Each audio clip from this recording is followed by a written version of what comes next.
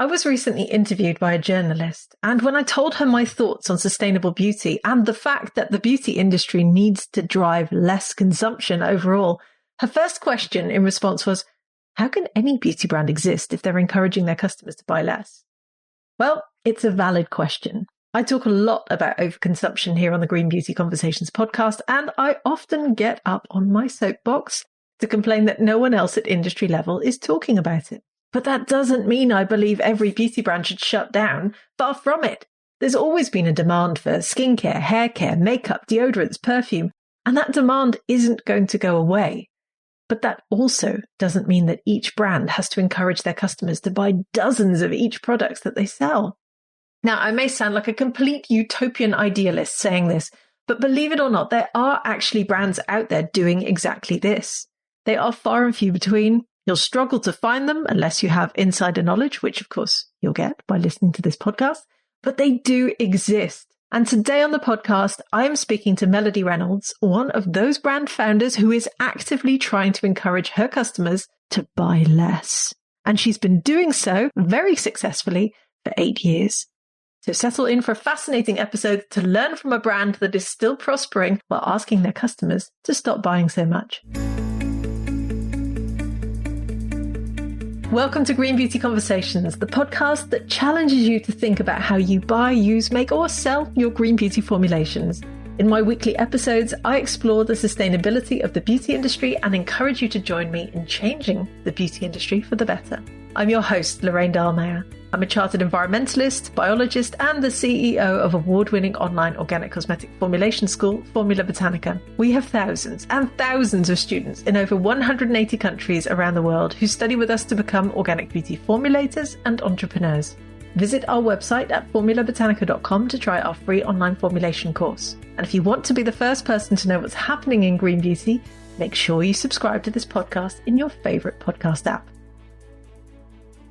So in today's episode, I'm joined by Melody Reynolds, founder of Elate Cosmetics. 20 years in the beauty industry and a vision of a world without single-use packaging empowered Melody to create Elate with a simple message. Our daily choices create global impact, and choosing ethical products means a more positive result. Leaving a career in corporate beauty, she's been creating innovative beauty products since 2014 that encourage simplicity, self-love, and empower everyone to make sustainable choices for their daily rituals.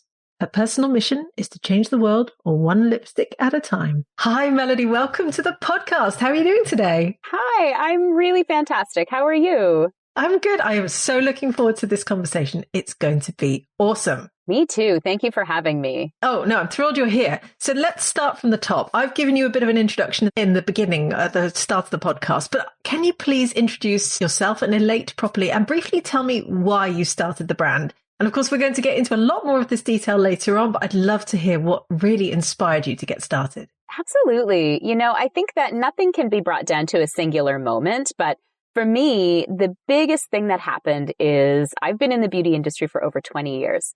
And I took a little bit of a hiatus back in 2010. And at that time, I started examining, lots of things in my life, as many of us do and probably have been doing over the last couple of years. But it coincided with me purchasing a product. It was a lipstick. I won't call out the brand, but I bought a lipstick mainly because I was feeling kind of down.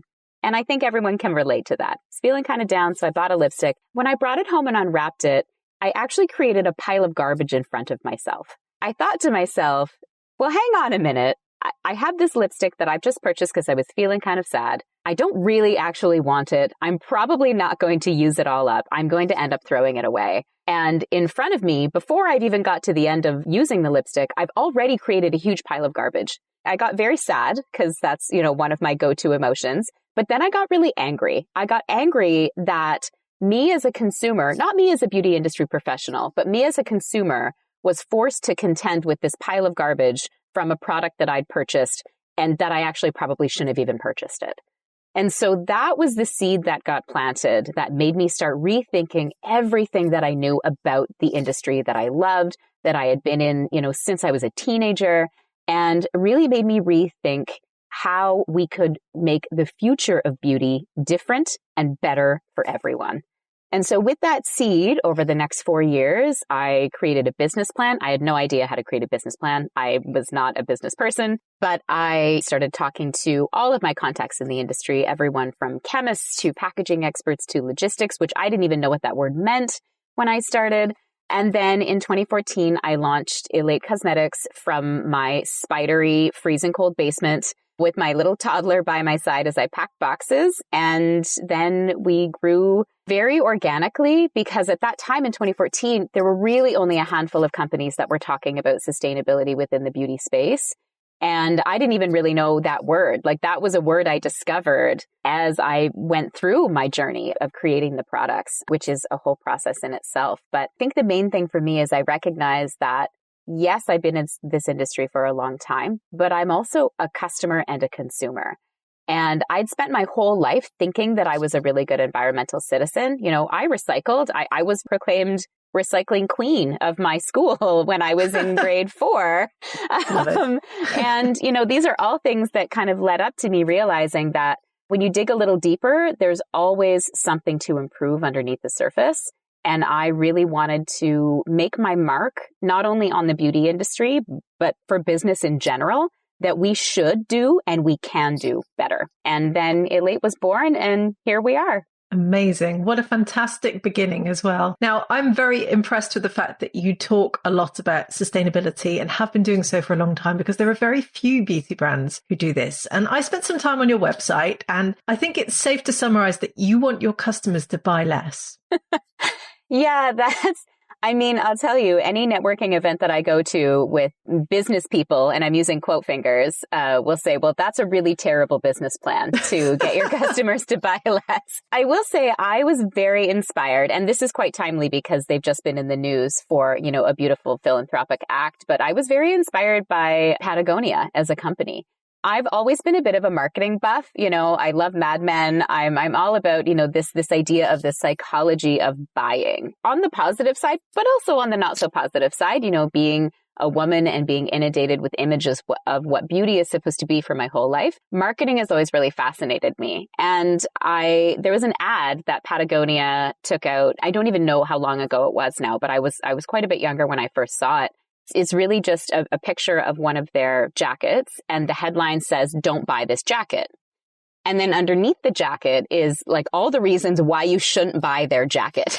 And I was so inspired by this and it just kind of stuck with me. I actually ripped it out. It's not here. I have the original ad that I saw in a magazine ripped out on my wall.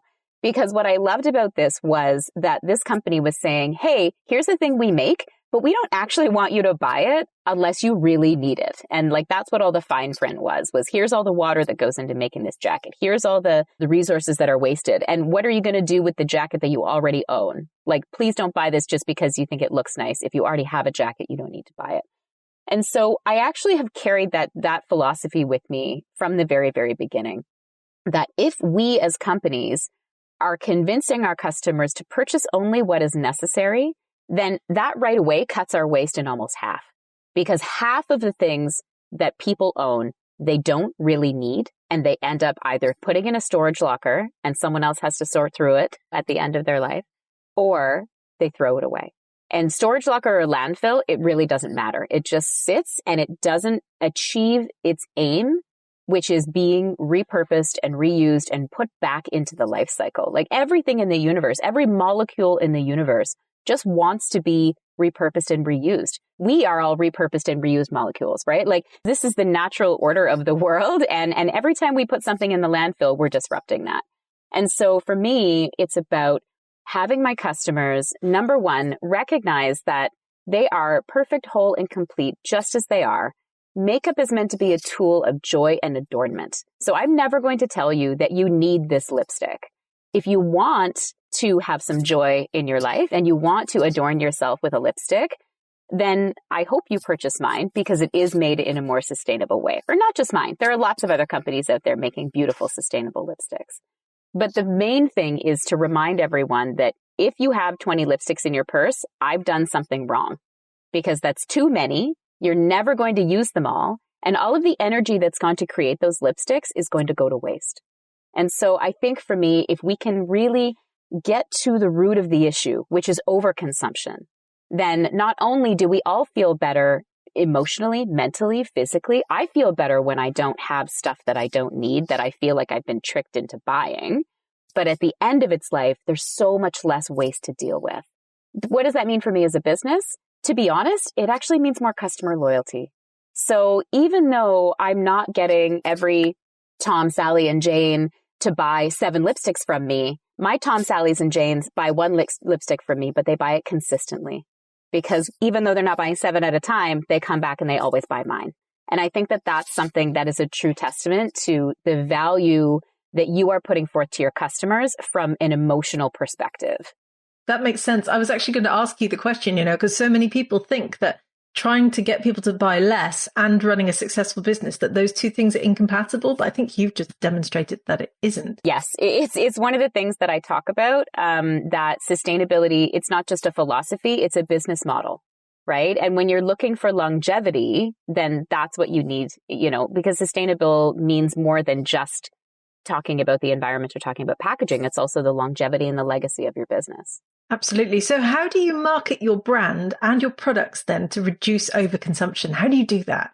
We've tried lots of things. What is it called? Spaghetti marketing, when you just throw it at the wall and see if it sticks. I think one of the things that is so important is when you try and create a new concept for people, because it really is a new concept. It's a novel idea that my company says, hey, here's all the stuff we have. You don't actually need any of it. What there is there's a piece to educate on how to choose and how to be discerning about what goes in your beauty bag.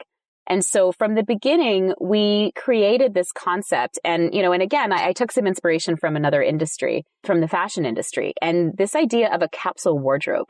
So if you're not sure what that means, it's, paring down your wardrobe, avoiding fast fashion and having things in your wardrobe that are really, truly classic, that are really, truly you. And so you only have like 30 things in your wardrobe, which the first time I heard this, I thought this was insane because I think I had 30 pairs of shoes, right? Again, I'm an imperfect environmentalist, but at the end of the day, when I dove into what it meant, I realized that this idea of infinite choice is actually really taxing on our nervous systems. If I throw open my closet and I have 100 pairs of shoes, my biggest task for that morning is deciding what pair to wear. And we don't realize how much that affects us in our day. When I open up my closet and I have 5 pairs of shoes, I know which one right away I'm going to wear. And I'm also more likely to take care of those shoes. I'm more likely to polish them and repair them and love them and actually have them love me. The items we own have an energy exchange with us. And I do believe that is something that happens. And so that capsule wardrobe concept, I thought to myself, because I did it and I was like, oh, this is really fun. And then I thought to myself, well, hang on a minute. What if we can translate that into beauty? So we call it the capsule beauty bag. And so we started off with a similar steps in terms of how to get there. And it's, number one, you have to identify what's your style, and our style is kind of ever changing. But for the most part, I bet you and all of your listeners have kind of one style that you gravitate towards for most of the time. And so, we have kind of a go to Pinterest or get some magazines or whatever it is, pull out pictures that you like, and then you'll see themes. And so for me, for instance, my theme was always lots of blush and red lipstick. Those are the two things I always wear. I'm a big blush gal because I love the 80s and that's just consistent. So when I opened up my beauty bag, I actually had 20 shades of blush. I probably had 30 or 40 lipsticks. And I realized that I only ever used 2 shades.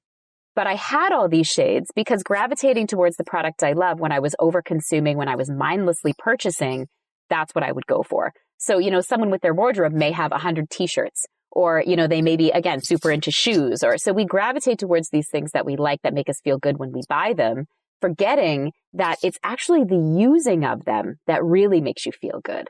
And using something up, oh man, I don't know if you've ever finished a lipstick tube. I'm going to assume you have, but doesn't that feel great?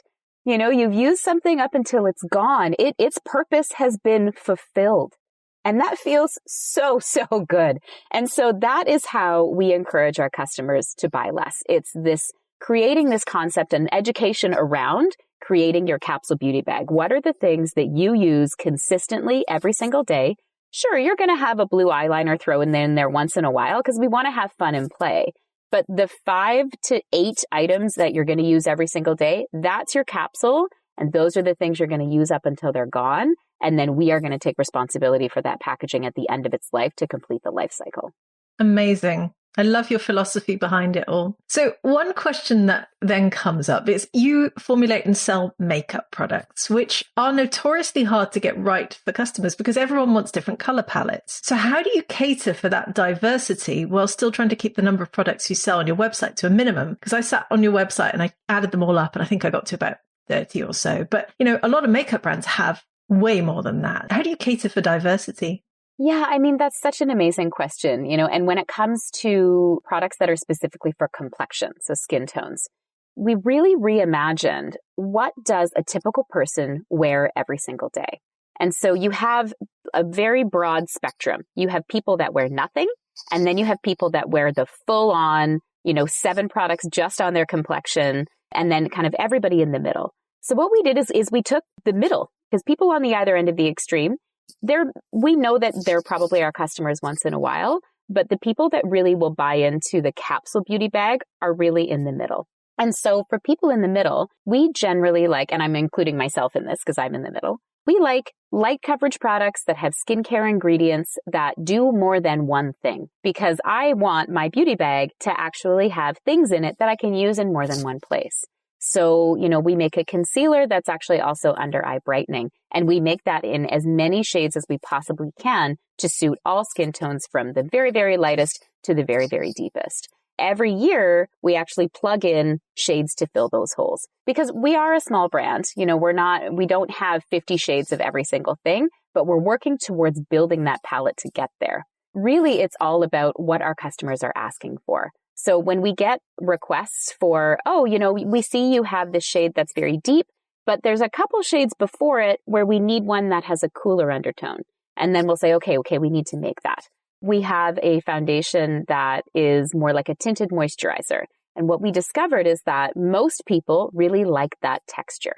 And so although we want to appeal to everyone, we actually want to appeal to people that are in this band in the middle. And all of those people, regardless of their skin tones, we want them to be able to find a product. So with complexion, we're focusing on very specific textures that we know most people like. And then from that, we create the broader shade range that we need. When it comes to color, however, that's a bit of a bigger beast. And so we have, over the years, have had as many as 30 eyeshadows and, you know, all the way down to just having 8. And what we do there is we really work with our customer base, and we actually really rely on them to provide us with feedback. You know, what shades are they using consistently every single day? We actually go back through our sales records as well and look at this particular shade, who bought it? And then we can also look at what complexion products they bought. So we have an idea of what, you know, where their skin tone fits, and then in terms of who's buying it. And so right now, our offerings actually are basically all the shades over the past 8 years that the broadest range of skin tones has purchased consistently over and over again. You know, we talked about using up a lipstick earlier, but I mean, an eyeshadow, that's harder to use up, right? You know, it takes a little bit longer. And so people that are repurchasing those, we know that those are capsule beauty staples. And that's actually what we call them. We call them capsule beauty essentials. So these are the ones that go in the essential kits. And then usually once a year, we'll release what we call a statement collection. And this is when we gather feedback from our community, and we have as broad a section of people as we can get and say, what color do you want in your beauty bag? And we always get blue, you know, sparkly green, or, you know, a deep, deep purple. And we're like, okay. And so we actually have a voting system where people can vote on colors to release. We release them. And then again, we watch what people are purchasing. For the most part, what we found over 8 years is that those statement colors, everybody wants them, but they don't repurchase them. And so again, because we're focused on that, creating the products you're going to use every day, there are tons of beauty brands out there that make wonderful products in lime green and electric blue. And I love them too, but that's not what we're going to make. We're the staple in your beauty bag because I want to be the staple for as many skin tones as possible, rather than having 30 shades that are just going to be for a select few. That makes total sense. So talking about feedback from your customers then, how have your customers responded to the overall messaging of just buy this capsule range, let's not overconsume, let's do good by the environment? Well, If I'm honest, and I always am, in the beginning, people were like, what? What do you mean? I remember specifically having, because we do one-on-one consultations with people if they want it. You know, I do remember having some people that I was consulting with specifically saying, okay, so you showed me 4 lipsticks. I like them all. I want to buy them all. And I would say, okay, like, that's great, but are you going to wear all 4 lipsticks? Like, and I would kind of dive in a little bit deeper. And I remember getting resistance of them saying, like, just let me give you money. And I'm like, no, like, not that I don't want your money, but I want you to be sure. Like, I know these all seem appealing right now, but let's focus on what are you going to wear every day? You know, and then in a few weeks, if you do want that second one, because it's your date night lipstick, let's do that. So I did have some resistance. And I think it is because we have been conditioned to buy. It's capitalism at its worst, unfortunately, right? You know, that I do believe that there is a good side to capitalism or conscious capitalism or intentional capitalism, but there is a dark side. And part of it is that we don't even realize how we have been conditioned to purchase. And so over the years, we've been able to develop some tools that do help people think differently about the things that they buy. And luckily, not only our industry, but lots of other industries have started to catch up. And not that they're necessarily saying, don't buy our product or buy less, but they're saying, you know, be conscious about what you buy. And, you know, we as a company are conscious about what goes into it. And so I think that people are more open to the idea now. And we actually do have a really great following of people that are like, look at how minimal my makeup is. And, you know, here's my 5-minute makeup routine. I'm a big believer that if it takes you more than 5 minutes, like, that's too much, you know? I mean, when it's a special event, what I'm talking about is daily, right? 2 minutes, I'm out the door. And I think that is really appealing to people as well, is that, you know, this idea of the ritual of self-care. You know, we do have those moments where we're taking time and we're taking breaths, but then we also have moments when, you know what, I just want to put this on. So I'm like, yeah, I feel great. I feel bright. I feel shiny, and I'm out the door now. And I think that, you know, a lot of things have culminated to make that happen and to make people recognize that, you know, buying less is better for your mental health. It's better for your wallet. And it's actually better for the space on your bathroom counter, you know, because we can all use more space. Yes, that we can. Now, speaking of partnerships and relationships, which you touched on earlier, you've partnered with other brands to provide an ethical marketplace, which I thought was fascinating. So what is it? What inspired you to start it? And how does it work? Well, one of the things that we talk about with sustainability is, you know, when you look into something, you have to look deeper than the surface. And once you're below the surface, you should look even deeper. And part of the beauty industry that no one really talks about, and this is becoming a thing right now, is, you know, the whole buzzword around transparency. And what does transparency mean? And so for me, looking deeper has always been into logistics and supply chain and the cost of shipping, not just in financial figures, but in environmental figures. We're a certified carbon neutral company. What does that mean? You know, when people see that seal, they immediately think, oh, they have 0 carbon emissions. Well, no, that's not true. We do have carbon emissions because there's carbon. You cannot have a 0, you know, emissions company. It is impossible with the technology that we currently have. So we actually pay to offset our carbon emissions, which is what brings us to carbon neutrality or even carbon positivity if we can get there. And so it's about educating people around what it means. And so we love brands. One of the things that I love is collaborating with brands, either within my industry or outside of my industry. We've done collaborations with skincare brands, with other makeup brands, with clothing brands. And for me, it's all about that vetting. I'm a busy person. I run 2 businesses. I have 2 children. I have a partner. I have to have time for myself. I like to climb mountains and play the ukulele. And, you know, within all of these things, when do I have time to research the brands that I want to support? So I really just have to go by face value by what they're saying. But because I am also an insider, I do happen to know that a lot of it is marketing and, dare I say, the big G word, greenwashing. People don't have time to really dive as deep as I know that some of them would want to. For me, it was like, hey, shampoo and conditioner bar brand, I love what you're doing. Let's talk. Because I have time in the course of my day to dive deep with the brand owner and to find out exactly what's going on within their logistics, within their ingredients. Well, I see you use fragrance. Tell me what that is. I see that you do this. Tell me how you do that.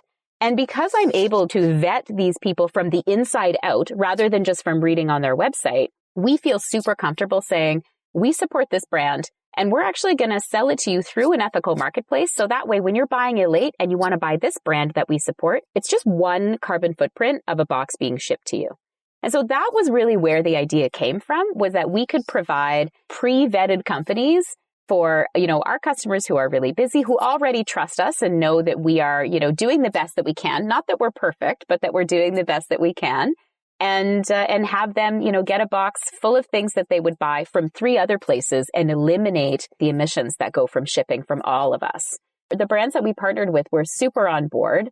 The other thing, because I'm sure there will be, industry professionals listening to this, is that drop shipping is such a pain in the butt, for a small brand like myself, and it's so well-intentioned, right? It's very well-intentioned for a marketplace that has a huge reach and a huge following to drop shipping. But in my mind, as a small business owner, it's not something that I can get behind, because it means that I'm doing a lot of the work on my end just to sit on your platform, which is fine, but it just doesn't work for me. And so we also actually act as like a wholesale partner for those brands. So not only are we partnering to benefit our customers, but it benefits the brand too, because we purchase and hold inventory. So that way, that brand also has financial sustainability. And I think that's the key piece to collaborations, is that it can't just be, it has to be win-win. It has to be good for both of us, and not just in the sense that, oh, my audience is bigger than your audience. Because let's be honest, the online playground is not what it once was. And, reach doesn't really count for a whole lot anymore. What counts is customers in the door purchasing your product in a way that is meaningful, in the way that is impactful to both of your businesses, without being so impactful on the environment. Amazing. You have such an incredible set of ethics behind your brand. You obviously have such a fantastic brand strategy there. It's exciting to hear how you marry this concept of buy less, but the business is still doing well. And obviously the ethical marketplace plays a role in that. So I have one final big question. It's a big one. First of all, what do you feel is most broken about the beauty industry? And what would you like to see in the future in terms of sustainability for the beauty industry? Oh my goodness, Lorraine, that's such a big, those are 2 big questions. You said 1 big question. Those are 2 big questions. I snuck 2 in.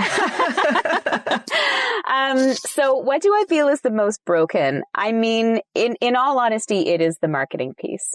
I'm probably going to get a little bit emotional, because it's an emotional thing. We are taught, regardless of gender, regardless of your ethnicity, regardless of who you are or where you live, we are inundated with images of what beauty is supposed to be as soon as we can see, as soon as we can notice other people. Even from children's books, things are getting better now, but there's this idea of this perfection of what is expected and what is the acceptable face of a person. It's so incredibly damaging. I know from a personal perspective, I've had to do a lot of work around being comfortable with who I am and what I look like, based on the fact that, you grow up and you go to I remember very distinctly going to the grocery store with my grandmother and seeing a cosmopolitan. And as a little girl, first of all, being like, oh, this person is half naked on this magazine. But also, I guess that's what I'm supposed to look like when I grow up. And that's never stopped. We've become aware of it. We're aware of the damage that this does for teenagers. We're aware of the damage that this does to young adults, and we're even more aware of the damage it does to women as we're aging. I shouldn't say women, people as we are aging. And I think that we can really do better. I think that we're starting to. I think that we are on the right track.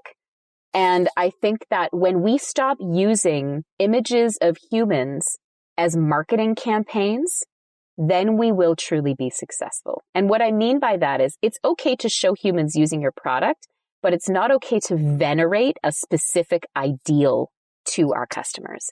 And what's mostly important is to let everyone know that it is okay to use the product in whatever way you want to. Another thing that sticks out for me is when I was 19, I was managing my very first salon. It was one of my first jobs in the beauty industry. And I had just gotten my makeup artist certificate, and I was super pumped about it, and I was feeling really creative. And I went into work, and I actually had done my face up like, I think it's Aladdin Sane, David Bowie's cover album, when he's got the like lightning bolt across his face. Ziggy Stardust. Yes, it was Ziggy Stardust, right.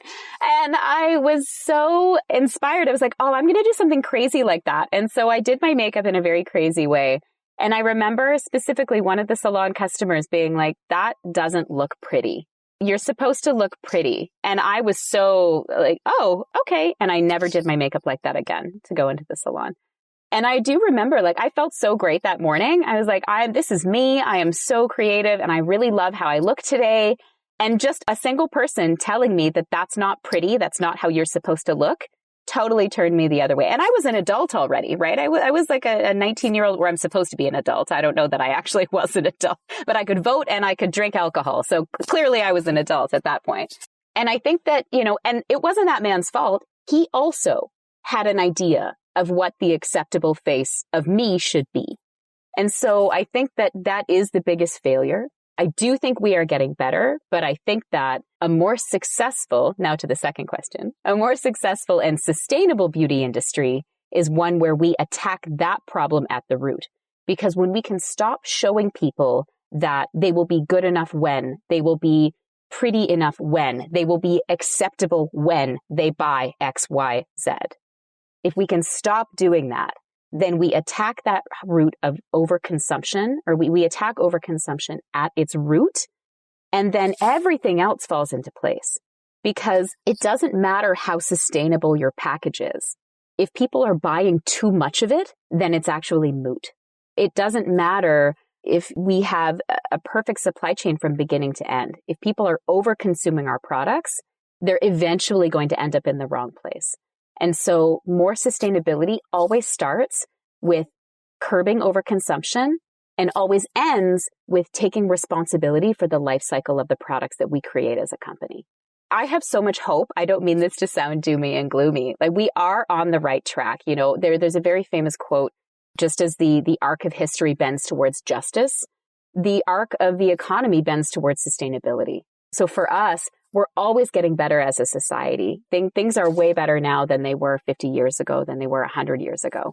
And in terms of sustainability, we are on the right track, but we need to remove the marketing from it. We need to make it a standalone mission as a beauty industry, as a capitalist, economy. We need to make it standalone, that we are doing this to make the world a better place, to leave it better than we found it, not as a marketing tactic. And I think once we can all agree to do that, and once we can unite, then we will achieve the goal. And the goal is just happy, healthy people, families, communities, and world. And I think it's visionaries like yourself who will drive us there. You are very inspirational. I love hearing all about your brand. And if any of our listeners want to learn more about you and about Elate, where can they do so? Oh my goodness, on the World Wide Web. I'm not sure if you've heard of it. Just once or twice. I know, right? I am not a digitally native person. I didn't grow up with the internet, but I'll tell you, I love it now. So you can find my brand at elatebeauty.com. We also have a skincare brand that is refillable. It's called fosterskincare.com. And you can find me on Instagram. I'm at Melody Elated. I hang out there and post things about my kids and my pontifications about being an imperfect environmentalist. So I'd love to see you. I'd love it. We will add all those links in the show notes. Melody, thank you so much for coming on the podcast. It's been an absolute pleasure talking to you. Thank you, Lorraine. You are delightful. And thank you for all the work you are doing within our industry. You called me a visionary. I'll slap that back at you. You do so much for all of us as brand owners and founders, and you're a real leader, and your voice and the voices you elevate are what will make us drive the future of beauty forward. Oh gosh, thank you very much. I've never had a guest end the podcast like that. I love it. Thank you so much, Melody. Thank you. I would love to hear your thoughts on this episode. How do you feel about buying from a brand that wants you to buy less? Does this sit right with you from a business perspective? Do you applaud Melody's ethics? How many other brands do you know who are also doing this? Please do come and leave me a comment on our social channels, as both the Formula Botanica team and I love hearing from you. Thank you for joining Melody and I for this latest episode of Green Beauty Conversations. I really hope you enjoyed it. And if you did, please do leave us a 5-star review so that other people can enjoy these conversations too. Make sure you subscribe to our podcast on Apple Podcasts or Spotify or whatever your favorite podcast app is, and stay tuned for the next episode. follow Formula Botanica at Formula Botanica on Facebook, Instagram, YouTube, TikTok, Twitter, or LinkedIn. And come and give me a follow at Lorraine Dalmau on Instagram. Visit our website at formulabotanica.com and sign up for our free online formulation course today.